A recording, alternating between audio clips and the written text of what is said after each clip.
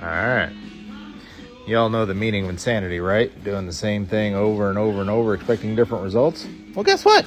They, let's see if we can see down in here. Snappy, snappy. Snappo! Anyway, yeah, it wasn't one of the shafts I welded. It was actually a new shaft that we put in. So I'm going to go ahead and pull this shaft out and, yeah, weldy, weldy. Anyway, let's get into it. All right, shaft is out. I already have her sitting in the jig, and I lied. It is one that I welded, and it broke on the opposite side. Snappo! Anyway, gonna go ahead and prep her and weld her up. So, yeah, let's get it. All right, we got her all prepped up. Cleaned up, prepped up. We're gonna go ahead and preheat, throw some weld at her. Here we go. Fire! Fire! Fire! Fire!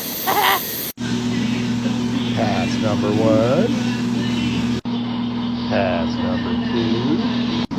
And this is where I start my multi-passes. So I'm going to run here, and then I'm just going to keep zigzagging and fill her up. So, yeah. All right, slob a whole bunch of crap on there, and now we're going to put her down for a nap. So, yeah. All right, there we go. We're going to go ahead and let her take a nap. I'll go, I don't know, grab a bag of chips or maybe touch myself inappropriately. I don't know. I'll take a small break, though. We'll be back. It is always such a pain to wrestle that solid steel bar down inside here. But with the lever and a little bit of sweat and grunting, it goes in. So, yeah, let's keep getting it in.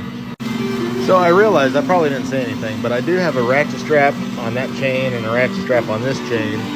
And then, of course, one holding up the top section here and one holding up the top section there to kind of keep it in the shape that it should be. And once I get the shaft in, I can just pull it up to where I can get it back in this hole. So, yeah.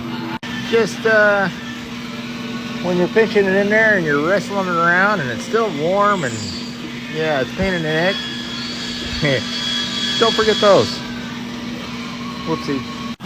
All right, when it comes to setting my chain tension, I use ratchet strap and I'll go around the axle and back up, and that provides me a little bit of pre-tension. So I can actually run these all the way up by hand and then just set my tension right at the end.